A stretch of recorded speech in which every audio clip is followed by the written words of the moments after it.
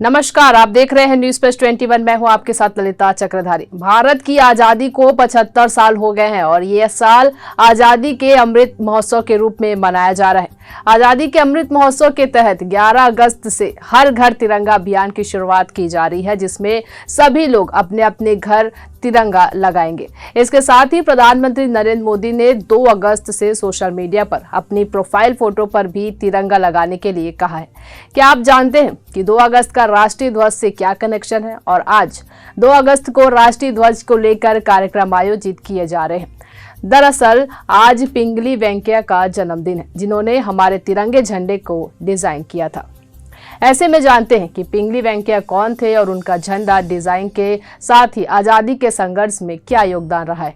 साथ ही जानते हैं कि राष्ट्रीय ध्वज से जुड़ी खास बातें जो हर किसी को ध्यान में रखनी चाहिए। तो सबसे पहले जानते हैं पिंगली वेंकैया कौन थे। पिंगली वेंकैया का जन्म 2 अगस्त 1876 को हुआ था। उनके पिता का नाम हनुमंता रायडू और माता का नाम वेंकटर तम्मा था। उन्होंने कई भाषाओं की पढ़ाई की थी और वो कई विषयों के जानकार थे। रिपोर्ट्स के अनुसार उन्हें कई विषयों में रुचि थी, जिसमें भूविज्ञान और कृषि क्षेत्र भी शामिल है। वहीं उन्होंने रेलवे में काम करने के साथ ही ब्रिटिश भारतीय सेना में भी अपनी सेवा दी थी। युद्ध में भी हिस्सा लिया था। इसके बाद वो भी स्वतंत्रता संग्राम में शामिल हो गए। उस दौरान वो महात्मा गांधी की विचारधारा से काफी प्रभावित थे।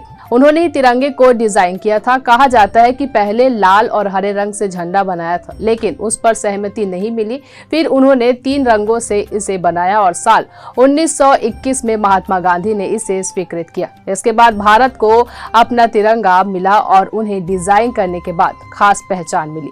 बता दें कि उन्हें भारत रत्न दिए जाने की भी मांग की जा रही है। अब केंद्र सरकार उनकी स्मृति में डाक टिकट भी जारी करने जा रही है। इससे पहले साल 2009 में भी उनके नाम की टिकट जारी की गई थी। भारत की संविधान सभा ने राष्ट्रीय ध्वज का प्रारूप 22 जुलाई 1947 को अपनाया था। तो आज के इस वीडियो में हमने आपको बताया कि पिंगली वेंकैया ने ही हमारे भारतीय तिरंगा का डिजाइन तैयार किया था और उन्हें महात्मा गांधी ने स्वीकृति दी थी। वैसे आपको ये वीडियो कैसी लगी हमें जरूर कमेंट करके बताएं और इसी तरह के तमाम जानकारी से लगातार अपडेट रहने के लिए देखते रहिए न्यूज प्लस 21, आपके हक की बात।